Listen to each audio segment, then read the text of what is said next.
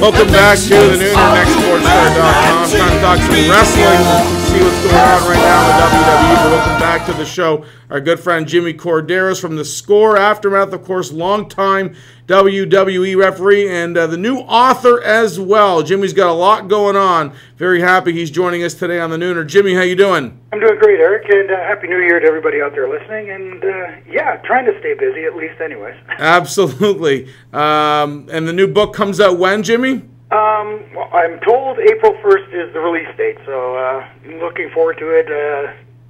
You know, something completely different for me, but it was fun. It was fun reminiscing and writing down some old stories and stuff. Absolutely, and we enjoyed. You know, you and Arda were very relevant on the Score as well over the holidays throughout the SmackDown and Raws and all the other wrestling shows, doing your little tidbits of what you liked and what you didn't like in 2012 and 2013, which was really good. And let's recap the 2012 year for the WWE. Obviously, a lot of change, which is good. We've seen a lot of new faces. We've seen some guys get pushes that have been sort of been talked about for a long time. Overall, how would you grade the year for the WWE? I wouldn't say it was a total win, but you know, I solid B for the WWE. I mean, you know, they go through stages, and I like to look back at during the Monday Night Wars when the WWE was losing big time in the ratings to WCW.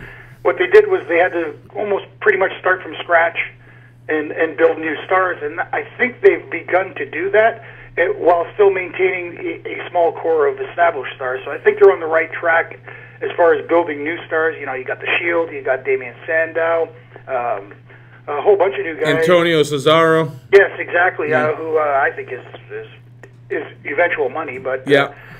So the foundation for a new group of superstars is there. It's just that, you know, developing them going forward. We got the Royal Rumble coming up, so we'll talk about that in a few minutes. But first, I do want to get your take on something I found pretty interesting from the final Raw of 2012.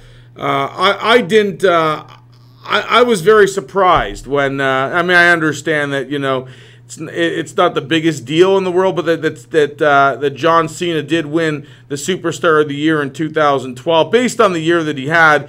You know, was not the champion, lost numerous times to CM Punk, lost to people like John Laurinaitis, didn't really have a great banner year and lost at WrestleMania for John Cena standards. And you know, I thought they did a good job with Dolph illustrating that on Monday Night Raw this week. But you know, do you think that John Cena did the company favors by really jobbing quite a bit in 2012 and help putting over other guys as opposed to, you know, elevating himself more in the year? I think it worked for both of them. I think that's when you got someone who's the face of the company and is established as a John Cena. I don't think wins and losses matter as much. There are certain guys, like you look back at people like Chris Jericho, you know, superstars like that, like the real Triple H, HBK, Bret Hart, those guys. When they lose, it helps to establish the other guy. Yeah. And like you said, and I don't think it hurts John Cena in the least. I mean, you look at being voted Superstar of the Year, which is basically a popularity contest amongst the WWE universe, which is funny because when you hear the reaction he gets... he doesn't... That's right. He's never very positive. Yeah, I mean, he gets that polarizing reaction, like obviously the older male demographic boo the living crap out of him. That's right. The kids and the females like him, and I guess they're the ones that did most of the voting, so...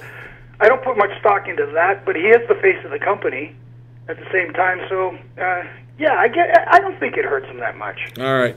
What could you tell us about CM Punk? I mean, right now, Punk did post on Twitter a shot of his knee and you know, the surgery he had about a month ago. And I was very surprised when they made the announcement a couple weeks ago that Punk would defend against Ryback on the first Raw of 2013, just realizing that, you know, he's not going to be 100%. And they did a nice little segment on that as well last Monday where they brought out Punk's doctor. And It's clear that he's not 100%, but yet, the match is expected to go on with him and Ryback, tables, ladders, and chairs on Monday. And if it's not Punk, it's going to have to be Paul Heyman. But do you think that the WWE is not really giving Punk enough time to maybe rest, throwing him into the fire already? Well, I think that's the whole idea with the Paul Heyman thing. I think that's their backup plan. I think they're going to probably take this whole week and, excuse me, and reassess the situation and make sure if Punk isn't 100% to go. I really can't see them putting him in that environment, especially considering it's a TLC match, which is more physical. So, I think that's the fallback plan for Paul Heyman. I think it works better if Paul Heyman actually, I feel bad for Paul being in the match, but it works better because then it kind of keeps Ryback relevant because he still hasn't faced Punk for that title. So he's, gotten that fair shot, so to speak. So it kind of keeps him in the forefront a little bit. All right, looking ahead at the Royal Rumble, and of course CM Punk expected to defend the title at the Rumble against The Rock, who returns this week on Monday Night Raw. I think there's a lot of people, Jimmy, that probably don't really like what they're doing with The Rock right now. I mean, they bring him back for very short periods. He comes out, tells WWE Universe how much he loves them and how, he's there for them, blah, blah, blah. And then he disappears for 6 months. Comes back and, he's main eventing like he was at WrestleMania against John Cena. But, we haven't seen him in a long time. Now he's coming back to face, arguably the face of the franchise right now, CM Punk, for that WWE title. Do you think there's a little bit of animosity amongst the superstars that see that The Rock can be such a part-time employee and be pushed the way he is whenever he comes back? Oh, I'm sure there is in the locker room. I'm sure a lot of guys are saying, well, you know what, we've been here all year. We've been toiling in the ring and working out and traveling up and down the road, just doing our thing. And here comes this superstar who comes back maybe twice a year to steal a spot from one of us. So it's a double-edged sword, though, too. If it, the WWE obviously sees value in this, and The Rock is a moneymaker. Yeah, proven moneymaker. He draws, and the bottom line is it is a business, and you can't fault the WWE for that. Maybe this would be good for the young talent. Maybe it'll light a fire under their collective butts to really push instead of sit back and wait for opportunity to go out and create for themselves. No, absolutely. And, The Rock returns this week, and The Rock is scheduled to face CM Punk. But, of course, Punk's knee still an issue, obviously, right now. But good on CM Punk, though. I like the fact that despite the fact that he is injured and did suffer a pretty serious injury, he's still on TV every single week for a long period, cutting promos and keeping himself out there. Whose decision is that when, a guy's hurt? Is it the wrestler's decision to be able to go out and do something like that, or do, WWE writers and officials tell him, we still need 15 to 20 minutes from you? I think it's more a collective thing. Obviously, if you ask the individual, someone like a CM Punk, especially considering he's an old school guy, he'll tell you, I want to go. And maybe to his own detriment, he would do that. Right. It's that old school mentality. You're hurt. As long as you can hobble out there, you go out and perform. But the WWE now is more conscious about long-term plans. So they see the value in the CM Punk Rock match. So you wouldn't want him to go out there early and jeopardize that. So he gets reassessed by the medical staff at the WWE, and they come to a collective decision whether it's prudent to let him go in the ring or not. We talked about some of the guys who established themselves in 2012. I know you're high on Damien Sandow and Cesaro, and as am I. Who do you expect in 2013 to take that next step and really elevate himself to the next level? Besides the two you already mentioned, the Shield, I think, is on the right course. I mean, they've been kept strong. Yeah. And I hope they continue to keep them strong. The only thing I'm concerned about with the group is that sometimes when you get these factions or groups, one guy seems to stand out above the rest. Right. And not taking anything away from Roman Reigns and Seth Rollins, but Dean Ambrose seems to be that guy.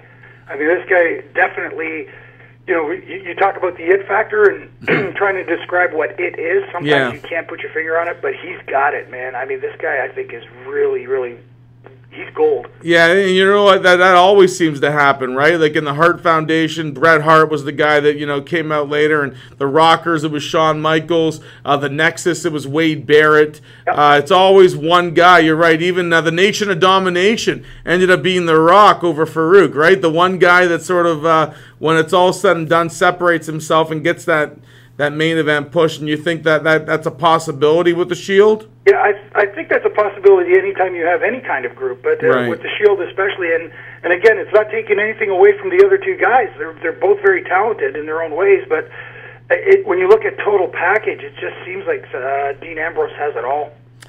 And last time we were on, we talked about the last question, the face turn for Alberto Del Rio. And, both of us were wondering how it would work. And you brought up a good point that you'd have to maybe be a sympathetic figure to Ricardo Rodriguez and Shane. That's exactly what happened on Raw, where he said, I've treated you like dirt. From now on, you're my guy. He gives him a new car. So you were right on the money as to how they sort of can make him a relevant face. But having him hit Santa Claus in the final Raw of 2012, I thought it was weird. They've been working to turn him face, and then they have a heel thing happen right before that match against John Cena. What do you think they were thinking there with that whole segment? I don't know. I was trying to figure that out myself. I'm thinking, here we go, and he hits Santa Claus. Yeah.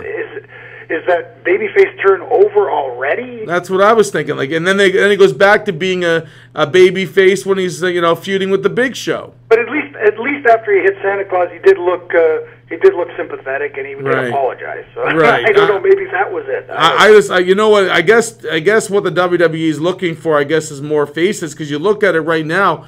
If I'm not mistaken, every title is being held by a heel. The world titles, the Intercontinental title now with Wade Barrett, the U.S. Championship. I guess the only faces the whole titles are the tag titles. So are they just maybe looking for some more faces with basically all their top guys being heels right now?